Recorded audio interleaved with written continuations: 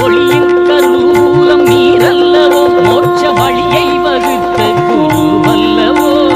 நீர் எம்மை ஈங்க உறவல்லவோ வருகை வாழ்வில் நிறைவல்லவோ நீர் எம்மை ஈங்க உறவல்லவோ வருகை வாழ்வில் நிறைவல்லவோ ஏகப்பரமான ஏரணிந்த ஐயா ஏழையின் குரல் கேட்டு எழுந்தோடி வருவார் சங்கு மணி முழங்கி அழைக்கின்றேன் ஐயா சர்வமும் மகிழவே உடன் வாரும்